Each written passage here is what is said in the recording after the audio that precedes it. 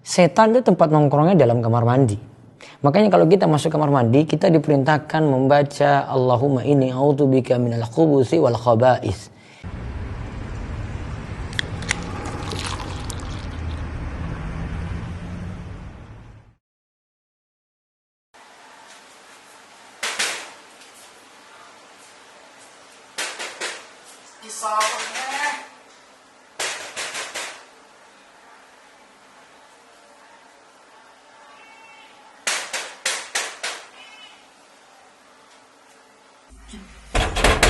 Tenan yo menungsoi. Duh, mantri. Ki sapa nang jero iki? Sik mau. Bapak iki suwe men iki.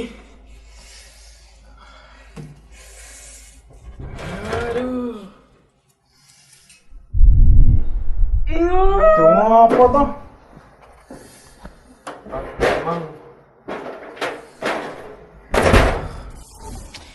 Sekarang itu serba aneh kalau orang itu buang hajat. Saya pernah berada di bandara. Ini ada kloset tempat orang pipis. Dia pipis ketika itu sambil main HP. Saya perhatikan, ini kok sempat-sempatnya ya. Kita nggak temukan itu di zaman dulu seperti itu. Nah ini juga ada masalah tadi. Dia nunggu, ada teman-temannya nunggu, pengen masuk juga, ngantri. Kemudian di dalam, sepertinya dia punya hajat yang sebentar saja. Ya mungkin dia butuh pipis atau buang air besar. Namun sebenarnya hajat sebentar. Namun cuma gara-gara HP saja.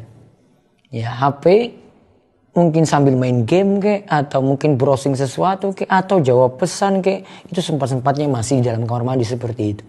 Padahal coba kita perhatikan yang pertama. Ya, setan itu tempat nongkrongnya dalam kamar mandi. Makanya kalau kita masuk kamar mandi. Kita diperintahkan membaca Allahumma inni a'udzubika minal khubuthi wal khaba'is. Ya Allah, aku minta perlindungan kepadamu dari gangguan setan laki-laki maupun setan perempuan. Karena memang tempatnya di situ. Ya, tempatnya di situ. Maka seharusnya orang tidak beramal-lama karena ini tempatnya nongkrongnya setan. Tempat setan berada di situ. Kemudian yang kedua, kalau Nabi SAW buang hajat, itu memang seperlu hajat beliau. Maka pernah ada kebutuhan ketika itu untuk jawab salam. Ada yang ucapkan salam pada beliau, Assalamualaikum. Beliau nggak mau jawab. Karena memang hajatnya dalam kamar mandi bukan untuk jawab salam, untuk tunaikan hajat. Setelah keluar dari situ baru beliau mau menjawab salam tadi.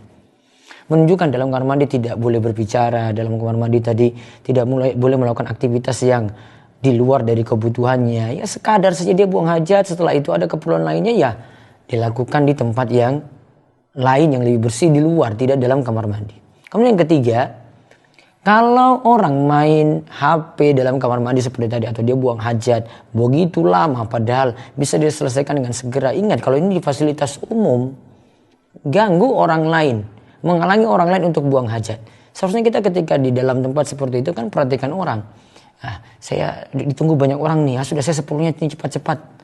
Walaupun ketika itu dia tetap memperhatikan kebersihan najis, ya celananya biar tidak kena kencing atau kotoran gitu, tetap diperhatikan. Namun waktu mesti digunakan dengan baik di dalam kamar mandi tersebut agar tidak merugikan orang banyak yang juga punya kepentingan yang sama ingin buang hajat.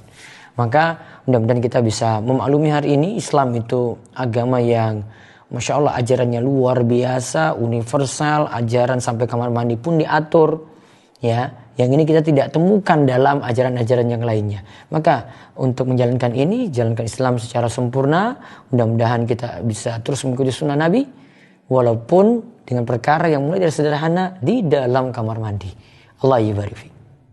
Yuk klik tombol subscribe di bawah biar gak ketinggalan menyimak video bermanfaat dari Rumaiso TV.